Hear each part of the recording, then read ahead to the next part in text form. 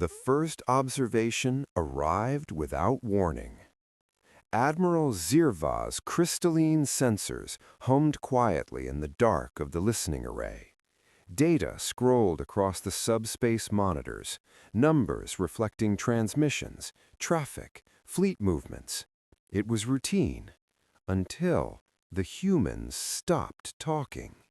For 6 standard hours, every single human military channel, ship-to-ship comms, orbital defenses, even civilian logistical relays, vanished.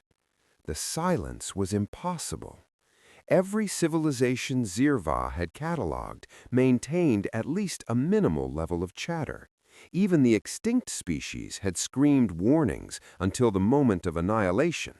But the humans, those unpredictable, reckless species that had fought 3 galactic wars without ever losing a homeworld, went completely silent.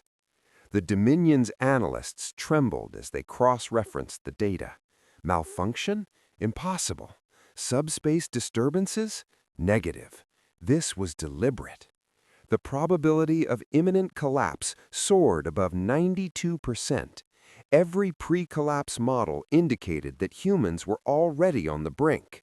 And yet, there were no signs of panic, no fleet dispersals, no tactical repositioning. They simply waited in the stillness of their own quiet. Zirva flexed his mandible slowly. "Do they hide?" the junior tactician asked nervously. The question, naive and yet in its simplicity, struck Zirva like a discordant note in a symphony.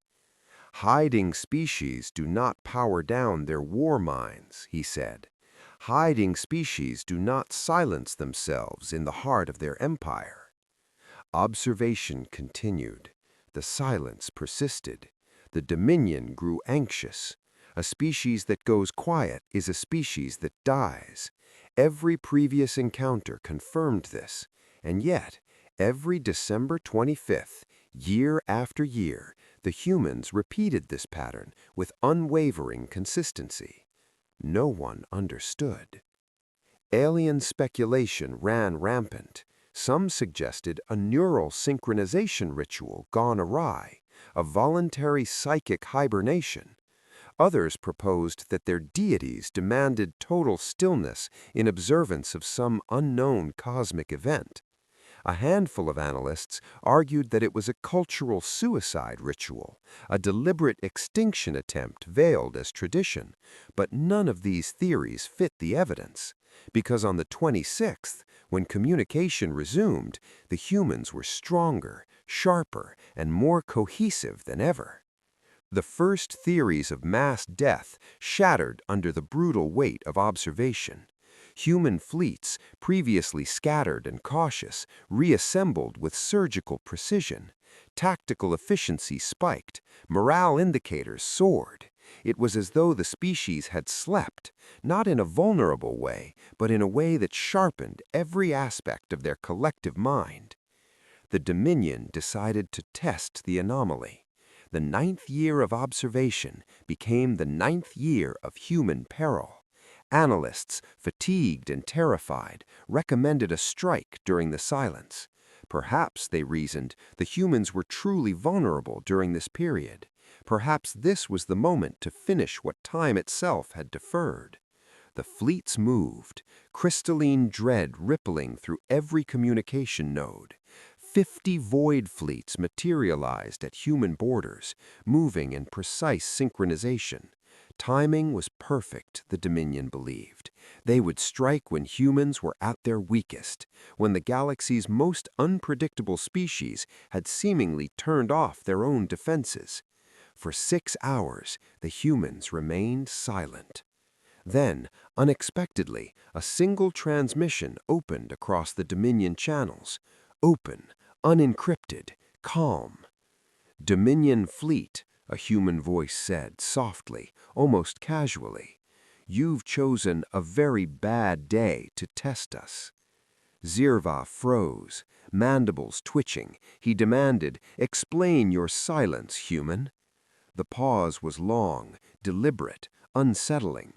Then the human voice laughed, not in mockery, not in fear, not in derision, but in the quiet joy of one who knows a secret the listener cannot comprehend. Today, the human said, we remember who we are when we're not fighting.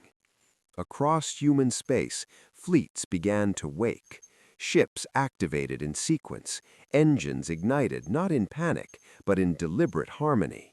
The Dominion watched in horror as human strategy unfolded without a single hurried order. Every movement had been anticipated, pre-calculated, perfectly aligned. The silence had not weakened them, it had sharpened them. Zirva realized in that moment that the silence was not a sign of vulnerability. It was a weapon, a ritual of unity, of psychological reset, executed flawlessly across millions of kilometers of interstellar territory. The humans had learned something no other species had. Stillness can be stronger than noise. Reflection can be deadlier than panic. In orbital stations and colony outposts, human soldiers sat with families. Commanders lit small fires and told old stories. Engineers paused their routines and remembered those they had lost. And every voice, every thought, every heartbeat synced to a collective understanding. We fight not because we must, but because we are ready. The Dominion fleets advanced, oblivious to the lesson unfolding, and as human warships emerged, unhurried and perfectly coordinated, Zirva's dread became something new: awe.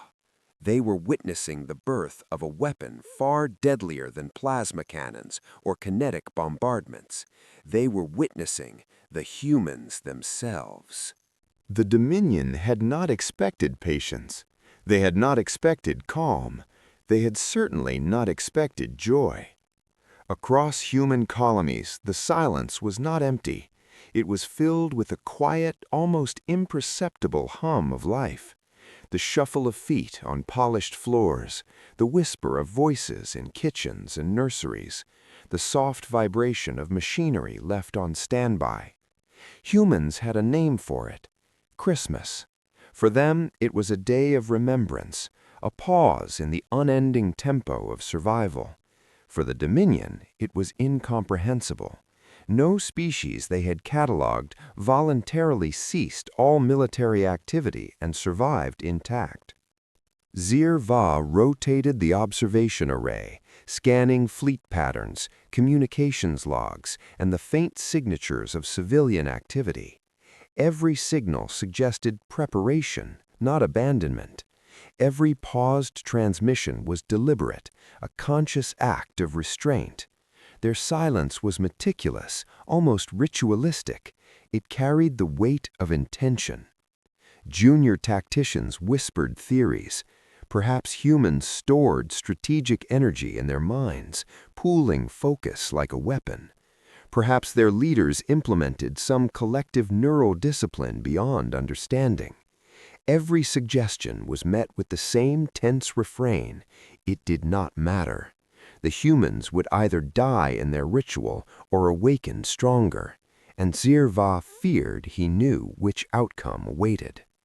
On the surface of a small human colony, families gathered. Children traced patterns in the frost of window panes. Soldiers, usually bristling with discipline and nervous energy, leaned back and allowed themselves to breathe.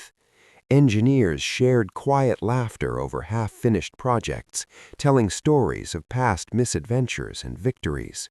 Commanders shared old letters from fallen comrades, reading aloud as if the words themselves could infuse the present with guidance. It was not idleness, it was preparation in its purest form: emotional, psychological, and communal. The Dominion fleet approached in silence, counting on the humans' supposed weakness. Zirva's sensors detected no panic waves, no tactical bursts, no emergency hypercoms. Everything pointed to disaster for the humans, and yet the lack of response gnawed at him. Intuition, an alien trait cultivated over millennia, told him that this was not a prelude to collapse, it was a prelude to awakening. Then, as predicted by Kareth war doctrine, the humans did not fight, they did not hide, they did not retreat. The first strike arrived, a concentrated barrage of high-yield kinetic projectiles designed to cripple orbital defenses before the human vessels could react. Every Dominion analyst expected immediate chaos. Every star-mapped trajectory suggested devastation. Instead, silence persisted. Human orbital stations hummed softly, shield grids activated in precise sequence, kinetic deflectors engaged just as the projectiles arrived, intercepted, neutralized, and redirected with surgical accuracy.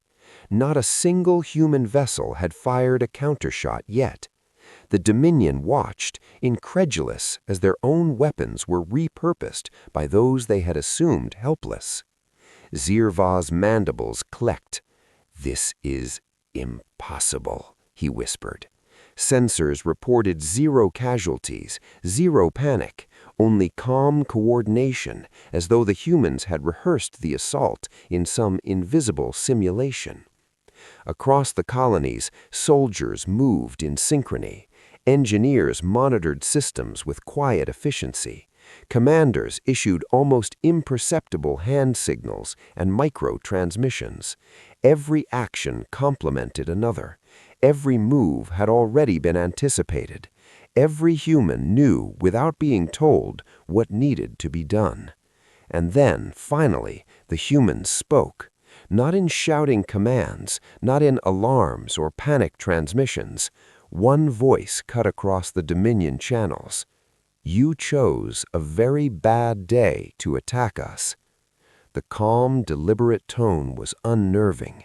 The Dominion scanners struggled to measure intent. Was it fear, defiance, confidence?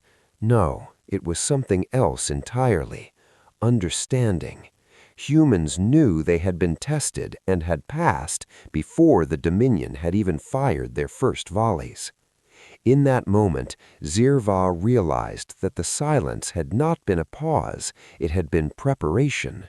The humans had used the day to reset, not weapons, not shields, not engines, but minds. Entire fleets and colonies had undergone a psychological calibration, aligning every thought, memory, and emotion to a collective purpose. The Dominion fleet hesitated, faltering in its cohesion. Their own soldiers began to whisper uneasily over subspace channels. Inexperienced tacticians quavered. Even the veteran commanders, trained for decades in the art of interstellar conquest, felt a creeping dread they could not name.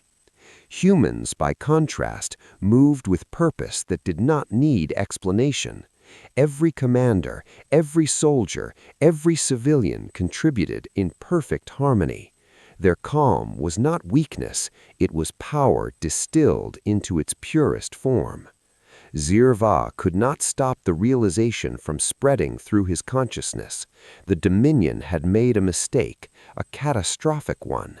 By attacking during the silence, they had not struck the humans at their weakest. They had struck them at the moment of maximum cohesion, maximum clarity, and maximum unity.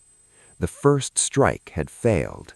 Every attack had been anticipated, every reaction perfectly calculated. And as the humans began their countermeasures, not violent, not chaotic, but deliberate and precise, the Dominion understood a terrifying truth. This species did not fear death, they feared stagnation. They feared losing coherence. And once every human had aligned themselves in quiet reflection, there was nothing in the galaxy that could outmatch them. Not technology, not numbers, not the Dominion itself. Across the fleet, Zirva made a single observation aloud, almost too softly to be heard. They are not vulnerable. They are ready.